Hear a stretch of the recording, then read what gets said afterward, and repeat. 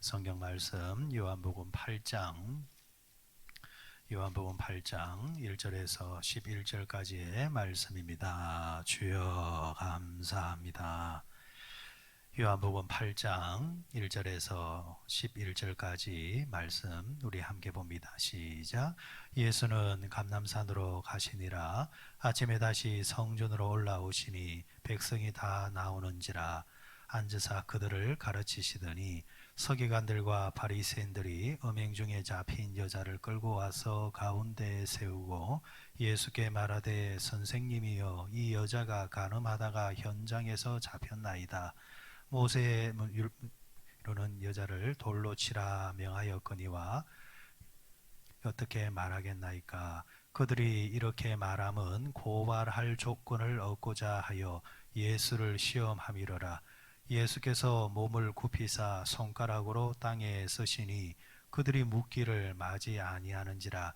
이에 일어나 이르시되 너희 중에 죄 없는 자가 먼저 돌로 치라 하시고 다시 몸을 굽혀 손가락으로 땅에 쓰시니 그들이 이 말씀을 듣고 양심의 가책을 느껴 어른으로 시작하여 젊은이까지 하나씩 나가고 오직 예수와 그 가운데 섰던 여자만 남았더라.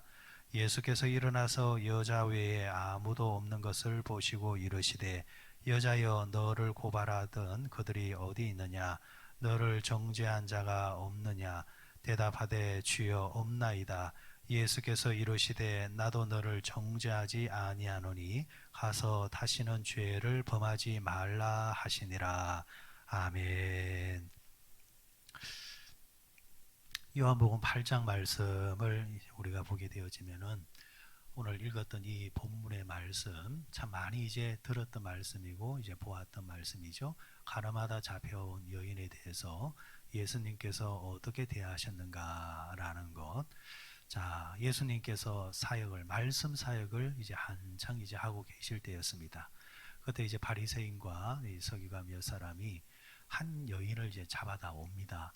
잡아오는 그 모습이 이제 그야말로 여자 머리 이제를 이제 낚아채가지고 정말 그 몹쓸 사람 취급하면서 이제 끌고 와서 예수님 앞에 내팽개치면서 이 여인이 간음하다가 현장에서 잡혔는데 이 여인을 어떻게 해야 되겠습니까, 선생님? 이렇게 이제 묻습니다.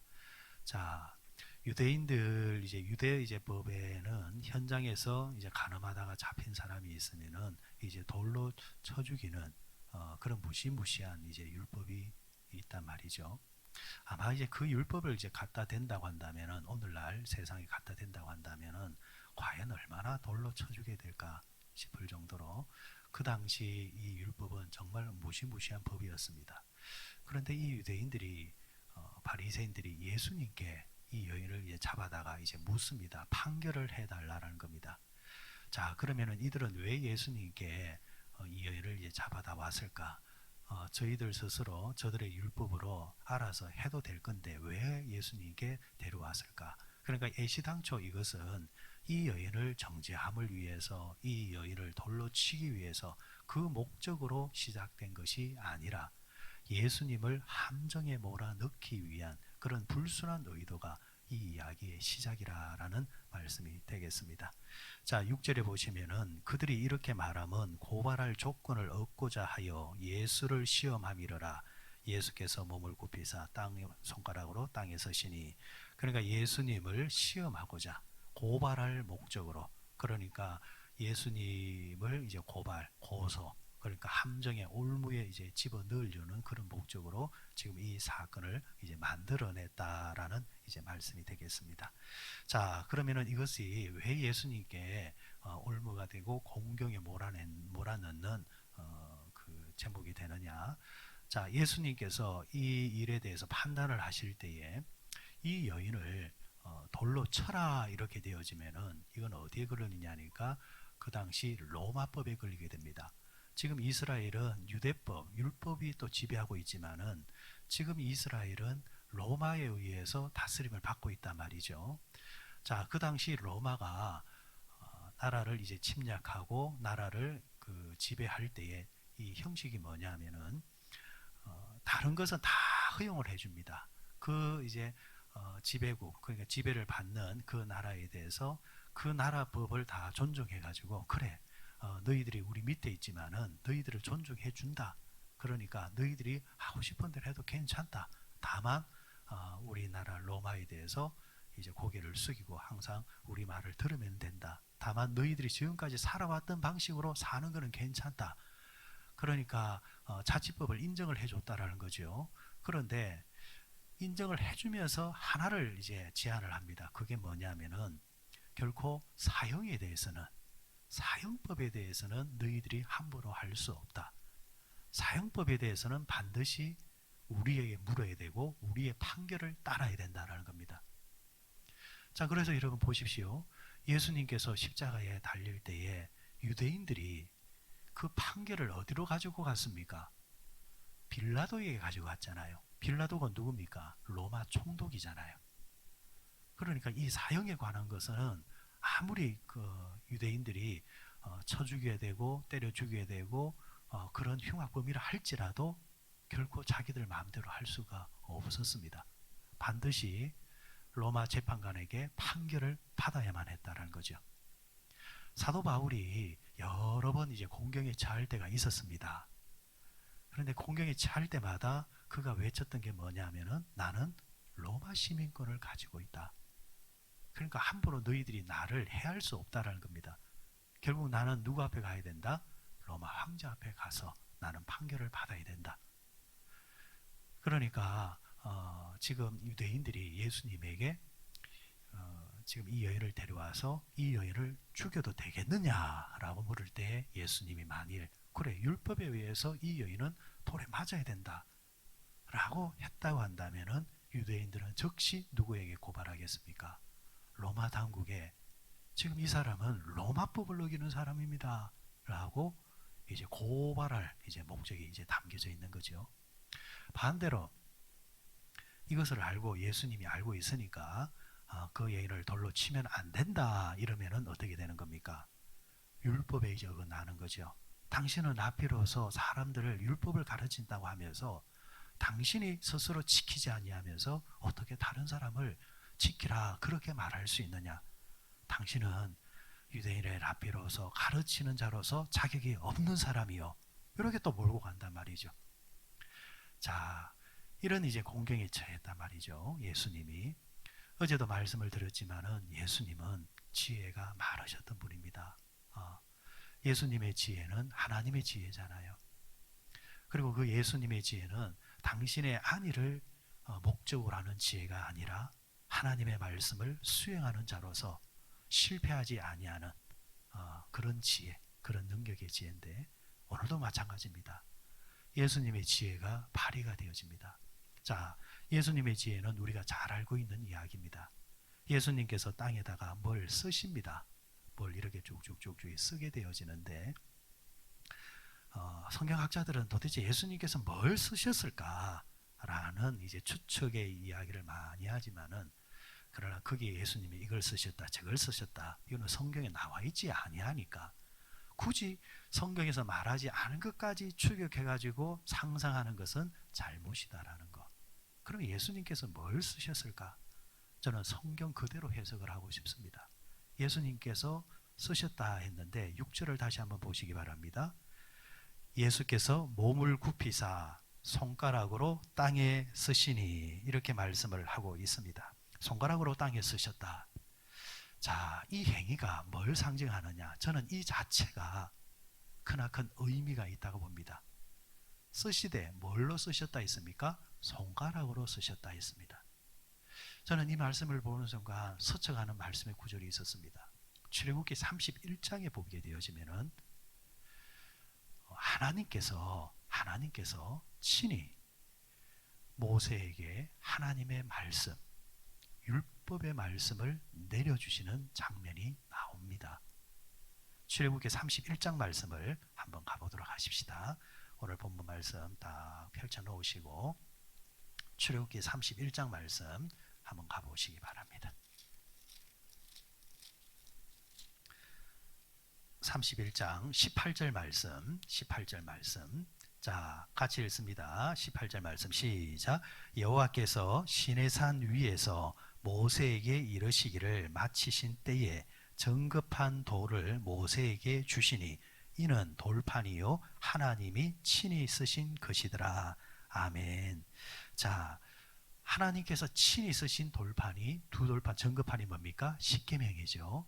그런데 여러분, 이 말씀이 영어 성경 킹 제임스 버전에 보면은 어떻게 표현하고 있냐니까 하나님이 친히 손가락으로 쓰셨다라고 이제 말씀을 하고 있습니다. 그러니까 지금 예수님은 뭘 그대로 지금 보여주고 있는 겁니까?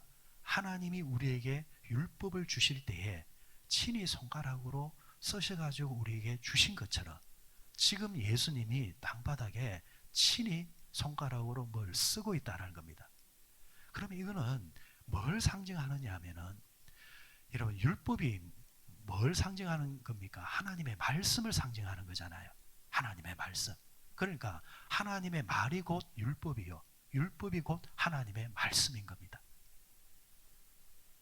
지금 예수님이 하고자 하는 말씀은 예수님의 말씀. 예수님이 곧 뭐라는 겁니까? 율법 하나님의 말씀이라는 겁니다. 지금 제자들은, 지금 유대인들은 하나님의 율법을 핑계 삼아서 이 여인을 돌로 치려고 하고 있고 아니면은 예수님을 함정에 몰아넣으려고 합니다. 그런데 정작 하나님이라고 할 수 있는 율법 그 자체라고 할 수 있는 예수님은 정작 뭘 원하시느냐는 겁니다.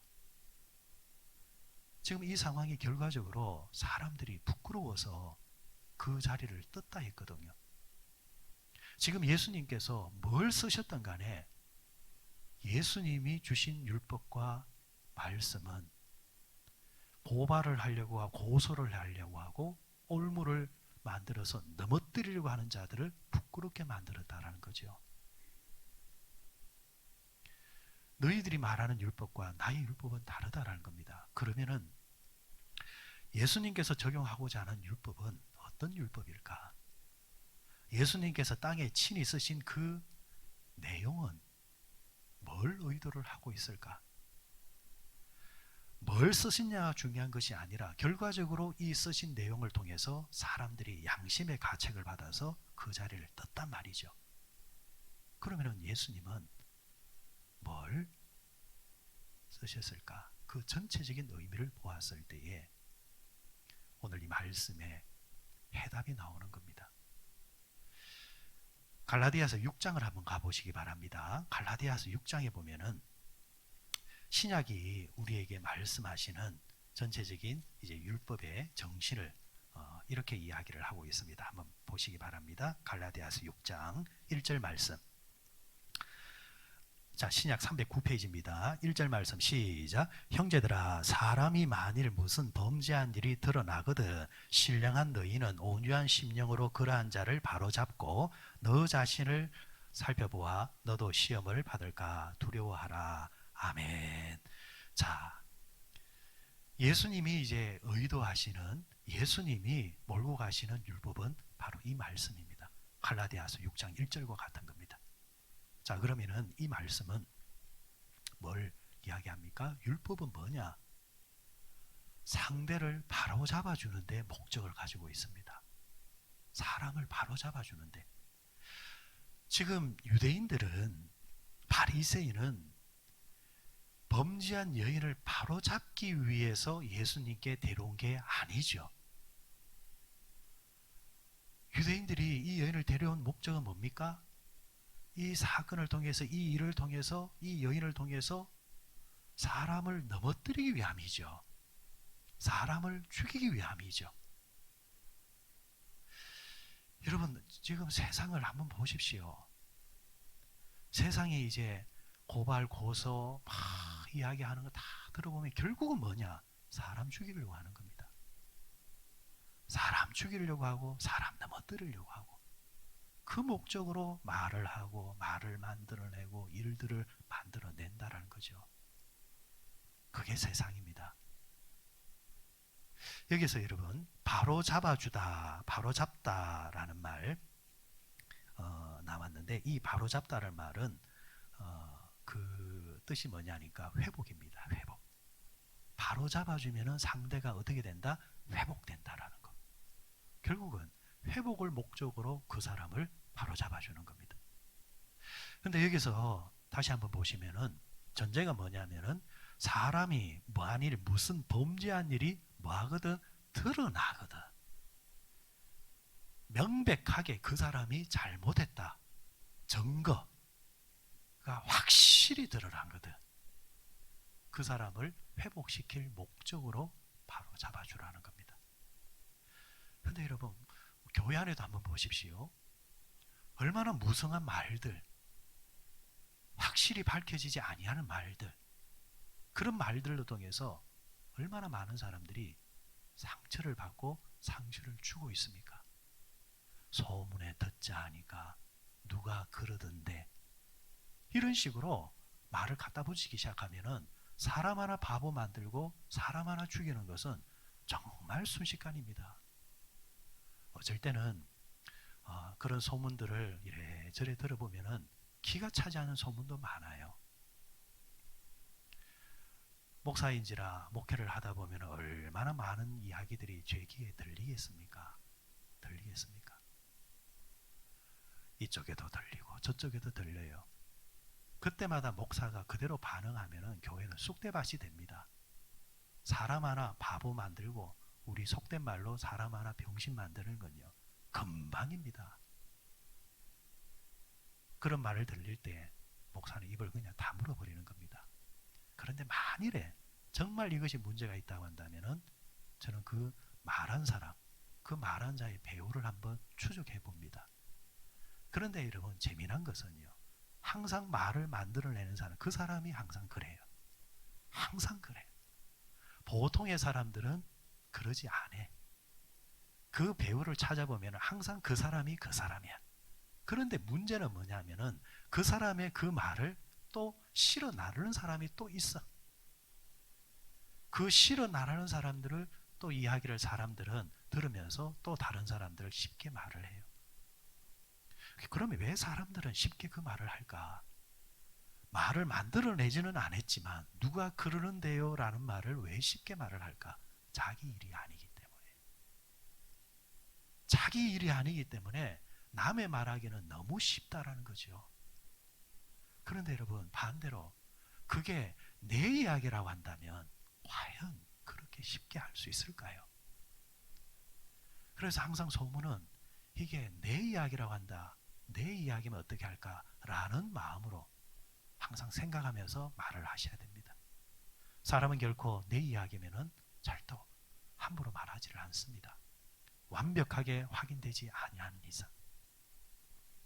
그리고 누군가를 정죄하거나 누군가의 흠에 대한 이야기면은 정말 그것을 확인하고 싶으면은 명백하게 사람들 사이에서 이야기하는 것이 아니라 그 교회를 담임하고 있는 목회자에게 반드시 물어야 됩니다. 그래서 목회자는 제일 좋은 사람이 누구냐? 물어보는 사람이 제일 나아요. 물어보지도 않고 시커 말해놓고 그래놓고 와가지고 막 그래버려요. 그러면은 이미 사람 하나 죽은 것은 너무 쉽게 그래 된단 말이죠. 그래서 항상 교회에서 말 조심하라는 것. 그 말도 누구 조심? 남의 말하는 것을 조심하라는 것. 자, 지금 명백하게 드러나거나 세상의 법도 그런 게 있잖아요. 무죄 추정의 법칙이라는 게 있잖아요. 그죠? 그것이 완전히 확인될 때까지는 무죄로 생각하면서 사람을 대해야 된다라는 것. 자, 그리고 이제 문제가 드러났다고 한다면은 어떻게 하라 그랬습니까? 바로 잡아주라. 회복을 목적으로 해서 그 사람을 살리고자. 교회는 어차피 뭐 하는 겁니까? 살리는 겁니다. 살리는 것. 자, 그리고 우리가 교회 생활할 때에 항상 또 생각하셔야 될 것이 사람을 함부로 도구로 이용하지 마라. 함부로 도구를 이용하지 마라. 자, 한번 보세요. 장면을 한번 보세요. 이게 여러분 말도 안 되는 사건인 게 뭐냐 하면은 여러분 그 도둑질은 혼자 할 수 있습니다. 살인도 혼자 할 수 있습니다. 거짓말도 혼자 할 수 있어요. 그런데 간음은 혼자 할 수 있어요? 둘이 해야 돼요? 아니, 간음은 짝이 있어야 간음이 되잖아요. 혼자 무슨 재주로 간음을 한단 말이에요. 근데 지금 이 여인이 간음하다가 잡혀왔다 했는데 현장에서 잡혀왔다 했거든요. 그럼 현장에서 잡히면은 이 자리에 누구도 와야 됩니까? 남자도 같이 와야 되는 거죠. 그런데 누구만 왔습니까? 여자만 왔습니다. 그러면 쉽게 우리가 추적할 수 있는 것은 첫 번째, 남자가 현장에서 도망갔다. 못 잡히고 도망갔다. 두 번째는 이 사건은 의도적이었다. 예수님을 이 궁지에 몰아넣기 위해서 바리새인과 남자와 짜고 여자 하나를 유혹해서 간음하다가 남자는 풀어주고 여자만 이곳에 데려왔다. 자, 그러면 이 여인은 뭐가 되느냐라는 겁니다. 지금 잡혀온 이 여인은 뭐가 되느냐라는 거예요. 교회 생활하다 보면 그런 경우가 있죠. 나팔수로 실컷 이용하다가 나중에 보면은 나는 모른다 하면서 나팔수를 바보 만드는 경우가 많습니다. 여러분, 영적 배후에 사람을 넘어뜨리는 것은 항상 누가 한다 했습니까? 악한 영이 한다 했습니다. 악한 영은 사람을 실컷 이용하다가 결정적일 때는 그 사람을 버려버립니다. 그러면 실컷 이용당하다가 만신창이가 돼버리는 거예요. 사람도 여러분 함부로 사람을 이용해서는 안 됩니다. 정말 복된 일에, 은혜스러운 일에 함께하는 거야 얼마나 감사하고 또 많이 해야죠. 그러나 사람을 넘어뜨리거나 하나님의 영광을 가리거나 복되지 않은 일에 함부로 사람을 이용해서도 안 되고 함부로 사람을 사용해서도 안 된다라는 겁니다. 저는 이 말씀을 준비하면서 목회적인 측면도 이와 같다고 봅니다. 목회자는 사람을 이용하지 말아야 되겠다. 목회를 위해서 사람을 이용해서는 안 된다라는 것. 목회는 하나님이 하시는 것이고 하나님 앞에서 하는 거지 그때그때마다 사람을 이용해서 안 된다라는 것. 그런데 사람을 이용하기 시작하면 어느새 목회자도 이용당하기 시작한다라는 것. 결국 교회는 우리는 누구를 위해서만, 하나님을 위해서만 사용되어지고 교회를 위해서 사용되어지는 자들, 이를 위해서라면은 정말 최선을 다하고 때로는 사람들이 조금 오해를 해도 거기에 대한 소신이 분명하다고 한다면 괜찮다고 봅니다. 그런데 사람에게 묶이기 시작하면은 그때부터 목회는 이제 문제가 생기기 시작합니다.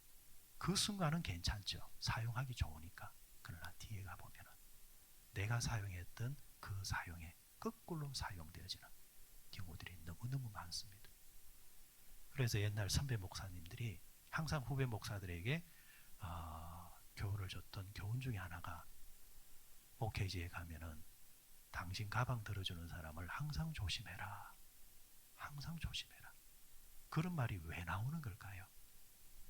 목회자도 사람을 자꾸 의지하고 묶일 때에 나중에 보면은 그 사람이 오히려 목회자를 묶어버린다는 겁니다.